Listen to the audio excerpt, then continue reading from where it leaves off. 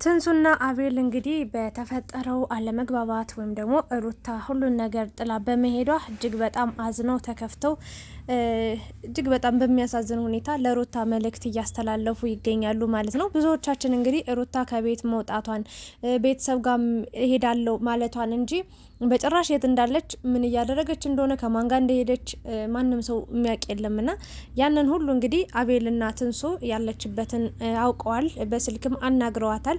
በአካልም እንግዲህ እሷን ለማግኘት ሄደዋል ማለት ነው። እንግዲህ ሩታም ሆስፒታል እንደነበረች ነው መረጃው የሚያመለክተው። የተናገረችውም እሷ እንደዛ ነው። አብርሽ እንግዲህ ሩታን የት እንደገባች የት እንደሄደች አያውቅም።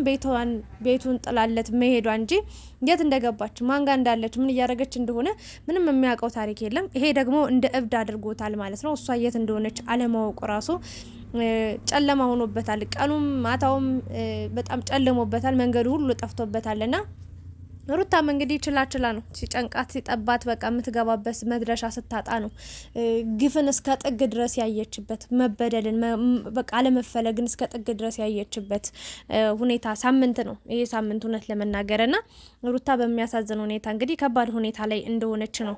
አሁን ላይም በጣም በቃ ከባድ ሁኔታ ላይ እንደሆነች ነው የተናገረችው። አቤልና ትንሱም እንግዲህ እባክሽ እያሉ እየለመኗት ይገኛሉ። ሩታ ደግሞ ወስኛለሁ ቆርጫለሁ ከዚህ በኋላ የሚመለስ ነገር የሚቀየር ነገር የለም እያለች ነው የምትገኘውና ብዙዎቹም እንግዲህ በአብርሽና ሩታ በሚሰሩት ቪዲዮ አብዛኞቹ አሁን ላይ ቡታጅራ ዩቲዩበሮች በቡታጅራ የምናውቃቸው ዩቲዩበሮች የሚሰሯቸው ቪዲዮዎች አንደኛ ተመሳሳይነት ያላቸው ቪዲዮዎች ነው የሚለቀቁ። ሁለተኛ ነገር ደግሞ ምንም ሰላም የሌለው መደባደብ፣ መጣላት አንዱ ካንዱ በቃ የሆነ አለ አይደል ወንዱ ከሴቷ ሌላ ከፍቅረኛው ሌላ ሴት ጋር እየሄደ ሴቷ ከሌላ ወንድ ጋር እየሄደች ምናምን አይነት ነገር ነው በብዛት ዩቲዩብ ላይ እየተለቀቀ እየታየ የሚገኘውና ይሄም ደግሞ ብዙ የማዳም ቅመሞችን እያስቆጣ እጅግ በጣም እየተቆጡ እያመረሩ ይገኛሉ። እኛ ከማዳም ጭቅጭቅ ከማዳም ጩኸት ወጠን በእናንተ ደስተኛ እንሆናለን፣ እናንተ ስትዝናኑ እናንተ ጥሩ ጊዜ ስታሳልፉ እያየን ጥሩ ጊዜ እናሳልፋለን ብለን ስንመጣ ሌላ መከራ ሌላ ጭንቀት ውስጥ እየከተታችሁን ነው። እኛ ከቤተሰቦቻችን ጋር እንኳን በቃ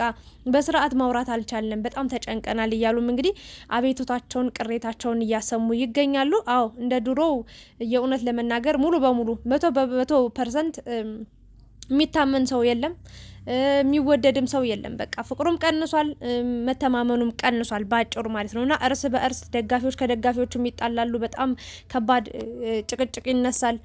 ዩቲዩበሮቹ ደግሞ እንግዲህ እንደምታዩት ዩቲዩብ ላይ የሚለቀቀውን የሚታየላቸውን መጠኑን እንጂ በቃ ሰው ጋር ደርሶ ምን አይነት ስሜት ይሰማቸዋል፣ ምን ይሆናሉ፣ በእኛ ምክንያት ምን አይነት ጭንቀት ውስጥ ይገባሉ ብሎ ምንም ቅንጣት ታክል አያስቡም አሁን ላይ ማለት ነውና እንግዲህ የአብርሽና የሩታ ጉዳይ በጣም አሳሳቢ ነገር ነው እየሆነ የሚገኘው። ብዙዎቹም እንግዲህ ሩታንም እየሰደቧት የሚገኙ ሰዎች አሉ። ምንድነው እንዴት ጥለሽ ትሄጃለሽ ቤትሽን እንዴት አታዳምጩም? አብርሽ እውነት እያለው እንዴት አታምኙም አይነት ነገር ነው እያሏት የሚገኙት። ሌሎቹ ደግሞ በቃ አንቺ ለቤተሰቦች ያልሆንሽ ለማንም ልትሆኝ አትችይም፣ የእጅሽን ነው ያገኘሽው። ያኔ እናትሽ እያለቀሰች አባትሽ እያለቀሰ እህቶችሽን ሁሉ ክደሽ ሚዲያ ላይ ወጣሽ ተናግረሽ ኢቭን ቻናል እንኳን ከፍታ ስትመጣ እንዳታዩላት ብለሽ የተናገርሽ ልጅ ነሽ። ስለዚህ በቃ ግፍ ሰርተሻል፣ ግፍሽን ደግሞ በልክ በቃ እየተቀጣሽ ነው አይነት ነገርም እያሏት የሚገኙ ሰዎች አሉና ሌሎቹ ደግሞ ሩታዬ ጀግና ነሽ፣ ጠንካራ ነሽ፣ በቃ አብርሽ ባለጌ ነው፣ ጋጠ ወጥ ነው፣ በቃ ምንም በቃ ያለ ሴት የሚቀመጥ የሚኖር ሰው አይደለም፣ እድሜ ልክሽን እያስለቀሰሽ ነው የሚኖረው፣ ስለዚህ ለብቻሽ መኖር ትችያለሽ፣ ጠንካራ ነሽ፣ ጀግና ነሽ እያሉም እንግዲህ ሀሳብ አስተያየትም እየሰጧት ይገኛሉ ማለት ነው። ብቻ አስቸጋሪና ውስብስብ ያለ ህይወት ውስጥ ነው ያሉት። አልዋሻችሁም። አብርሽና ሩታ ብዙ የደስታ ጊዜያትን ወጣ ብለው እንዲሁም በቤታቸው ውስጥም እንዲሁም ደግሞ ሌላ ሩም ይዘው ምናምን ጥሩ ጊዜያቶችን አሳልፈዋል። ዱባይ ድረስ እንኳን በመሄድ በጣም አይረሴ ቀናቶችን አሳልፈዋል። ግን አሁን ላይ እኛ አእምሯችን ላይ እየመጣ ያለው ነገር የሩታ ለቅሶ የሩታ እንባ ነው።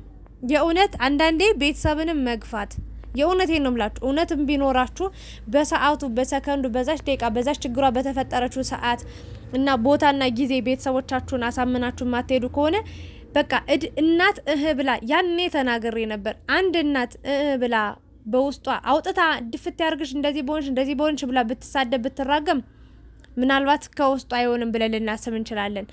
በውስጧ ግን አይ ብላ ያዘነችበት ህይወት መቼም መስተካከያ እንደሌለው እድሜ ልካችን ሲከተለን እንደሚኖር ነው በቃ የተረዳሁት። አንድ የበቃ እናት አመጣ ወልዳለች። በቃ የእውነቴን ነው ምላችሁ።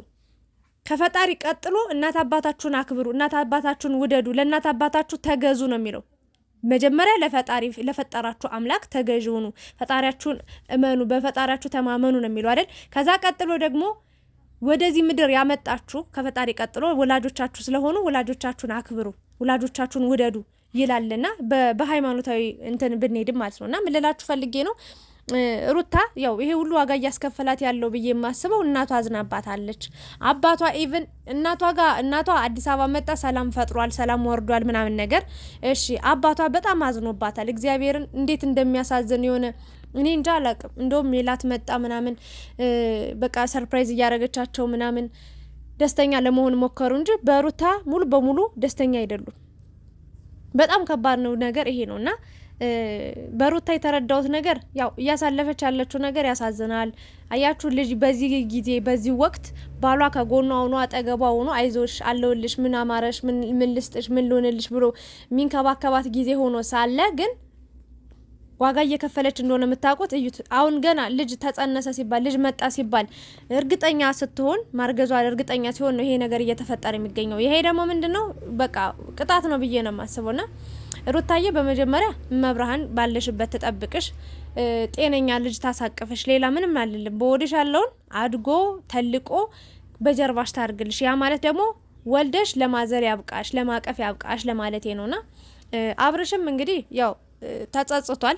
መጸጸት ጥሩ ነገር ነው። የቱንም ያህል ነፍስ እንኳን አጥፍተው ሰዎች ይታረቃሉ፣ ይቅር ይባባላሉና ይሄ ነገር ቀላል ነው ማለት አይደለም። ግን አብርሽ በየዋህነት የራሱንም ህይወት የሩታንም ህይወት ትዳሩን ህይወቱን እያበላሸ ነው የሚገኘው። እንደው ሌላው ይቅርና የልጁን ህይወት ራሱ የወደፊት ህይወቱን ራሱ እያበላሸ በቃ የሚያስጠላ ነገር ውስጥ የሚያስጠላ ሙድ ውስጥ እየከተተው ነው የሚገኘው። ምክንያቱም ካሁኑ ልጃቸውን ወልደው በስርዓት ካላሳደጉ አንድ ላይ ሆኖ ጥሩ ቤተሰብ ካልመሰረቱ እናት ልጁን ብቻ ይዛ ያለ አባት የምታሳድግ ከሆነ አባት ልጁን ይዞ ያለ እናት የሚያሳድግ ከሆነ ያ ደግሞ በጣም የሚያስጠላ ነገር ነው የሚሆነው። በቃ ለልጁ ራሱ መልካም በቃ ትውልድን መበከል ነው፣ ትውልድን ማበላሸት ነው እንደኔ ማለት ነውና እንግዲህ ትንሱና አቤል ሩታ ያለችበትን ቦታ ደውለው እንግዲህ በስንት መከራ ለምነዋታል። እባክሽ ንገሪን፣ የት ነው ያለሽው? ቤተሰብ ጋር ነው ያለሽው ወይ የት ነው ያለሽው ምናምን ብለዋታልና ሩታ ደግሞ ማንንም ማግኘት እንደማትፈልግ በቃ እኔ ደህና ነኝ እያለቀሰች ነበር ስታወራ የነበረው በስልክ ደህና ነኝ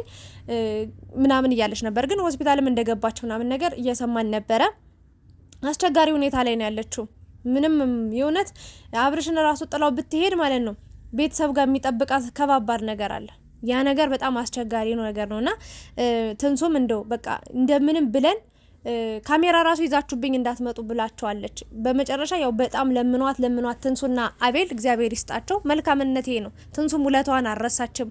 አንዳንድ ሰዎች በእጇ በልተው ጠጥተው የእውነቴ ነው የምላችሁ እስከ ጥግ ድረስ አለንልሽ ሲሏት የነበሩ ሲያሽቀብጡ በደስታዋ ጊዜ አብሯት የነበሩ ሲከፋት ሰው ስታጣ ሲጨንቃት የምታወራው ሰው ስታጣ ግን እጥፍ ያሉ ብዙ ሰዎች አሉና አቤልና ትንሱ ውለታ ሳትረሱ ሩታን መጠየቃችሁ ስለ ሩታ አስባችሁ ተጨንቃችሁ በዚህ ልክ እንግዲህ ሩታንና አብርሽን አንድ ለማድረግ እየሞከራችሁ ነው የምትገኙትና ደስ ይላል። እግዚአብሔር እንደው ለእናንተም የተስተካከሉን ጥሩን መንገድ ይምራችሁ፣ ጥሩን ህይወት ይስጣችሁ ነው የምለውና አቤልም ሳላደንቅ አላልፍም።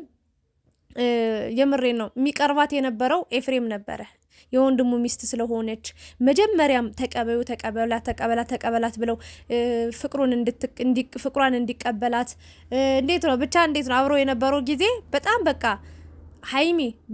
ሀይሚ አብርሽ እንዲሁም ደግሞ ሩታ ሙቢ ኤፍሬም እነዚህ አይላቀቁም ነበር። በጣም በጣም በጣም ጥሩ ጊዜ አሳልፈዋልና መቆርቆር የነበረበት ወይ ደግሞ አብርሽና ሩታ ማል በተፈጠረው ነገር በተፈጠረው ክፍተት በቃ ማዘን መከፋት የነበረበት በቃ ለሩታ መጨነቅ የነበረበት ኤፍሬም ነበር። ኤፍሬም ግን ወንድሙ ላይ አድልቶ እውነት እያለ እውነት ፈጦ ተቀምጦ ለአብርሽ ነበር ሲያዳለይ ነበር ወይም ደግሞ አብርሽ ትክክል ነኝ ብሎ የሚያስበውን ነገር ነበር ደግፎ ወግኖ ሲናገር የነበረውና ስጋ ነው ችግር የለውም እውነት ነው። ግን አንዳንዴ ለእውነት መፍረድ ጥሩ ነው። ፈጣሪ የሚያየው ነገር ስለሆነ አብርሽ እያደረገ ያለው ምንም ከፈጣሪ የተደበቀ ነገር የለም። ሰውም የሚያየው ነገር ነው፣ ሚዲያ ላይ የሚወጣ ነገር ነውና ባጭሩ ሁሉ ነገር አልፎ እንግዲህ ድጋሚ ከቤተሰቦቻቸው ጋር ተንበርክከው ይቅርታ ጠይቀው ቅሬታ ካለባቸው ያዘኑባቸውን ሙሉ በሙሉ ከውስጣቸው ውጥት አድርገው በቃ ይቅር ለእግዚአብሔር ብለው ተተዋቸው ህይወታቸውን በሰላም የማይኖሩ ከሆነ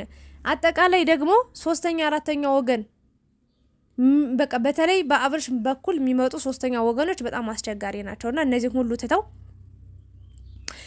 የራሳቸውን ህይወት ቢኖሩ እየተሻለ ነው ብዬ ነው ማስበው። እንግዲህ አቤልና ትንሱ ሄደው ጥሩ ነገር ይዘው ይመጣሉ ብዬ አስባለሁኝ። አብርሽም እንግዲህ እንዲሰማ እንዲያውቅ አልፈለገችም። በቃ በጣም ሲለምኗት ነው ኑ በቃ ያለቻቸው። ለማንኛውም ግን ሩታን አግኝታችሁ መፍትሄ ይዛችሁ እንደምትመጡ ተስፋ እናደርጋለን። ሩታዬም ጠንካራ ሴት መሆን አለብሽ። በራስሽ መቆም ትችያለሽ፣ በራስሽ መኖር ትችያለሽ፣ በራስሽ መስራት ትችያለሽ።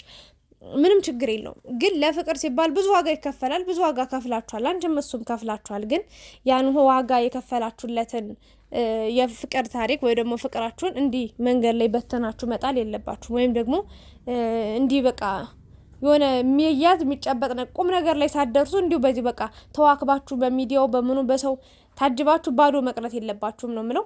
ብቻ ግን ትንሱና አቤል ጥሩ ነገሮችን ይዛችሁ ትመጣላችሁ ብዬ አስባለሁ። ካሜራ ቪዲዮ እንዳትቀርጹ ብላለች፣ ግን ከተቻለ ቀርጻችሁ እስኪ አዲስ ነገር ታስተሙናላችሁ ብዬ አስባለሁ። እንግዲህ አብርሽን በደንብ ተጸጽቶ ይቅርታ ጠይቋት እግሯ ስር ተደፍቶ እንግዲህ ህይወቱን እንደሚመሰርት ወይም ደግሞ በቃ ትዳራቸው ፍቅራቸው እንደሚመለስ ተስፋ አደርጋለሁ። የነፂ ወንድም መጥቶ እንግዲህ እሪ እያለ እያለ ይገኛል። ነፂን እገላለሁ እንተነዳለሁ እያለ የራሳችሁ ጉዳይ ራሳችሁ ታውቃላችሁን። ያሁን የሚያሳስበኝ ስለ አብርሽና ስለ ሩታ ነው። ምክንያቱም ያ ሁሉ መከራ አፈር ጭቃ በልተው ነው ይህን ፍቅር ይህንን ትዳር ይህንን ህይወት የገነቡትና ድጋሚ ያው ብዙ ፈተናዎች እየመጡባቸው ነው። ስለ እነሱ እኔ በጣም ያገባኛል ያሳዝነኛልና ብዙዎቹ እንግዲህ ግን ተስፋ እየቆረጡ ነው። ለምን ለኛ አስቡም አይነት ነገር ነው። ለማንኛውም አለንላችሁ እንበላቸው፣ ወደ ራሳቸው እንዲመለሱ። ሰው ናቸው፣ ስጋ ለበስ ናቸው፣ ሊያጠፉ ይችላሉ፣ ሊሳሳቱ ይችላሉ። ግን ዋናው ከስህተታቸው ታርበው ለይቅርታ ልባቸውን ክፍት ማድረጋቸው ነው እና አብርሽም የተጸጸተ ይመስላል። ለማንኛውም ግን ቸር ወሬ ያሰማን እላለሁኝ። አብራችሁ ስለነበራችሁ ከልብ አመሰግናለሁ። ላይክ፣ ሼር፣ ሰብስክራይብ ማድረጋችሁን እንዳትረሱ። እንዲሁም ደግሞ ሀሳብ አስተያየቶቻችሁንም በኮሜንት ስራ አስቀምጡልኝ፣ አነባለሁ። ስለነበረን ቆይታ አመሰግናለሁ። ወዳችኋለሁኝ።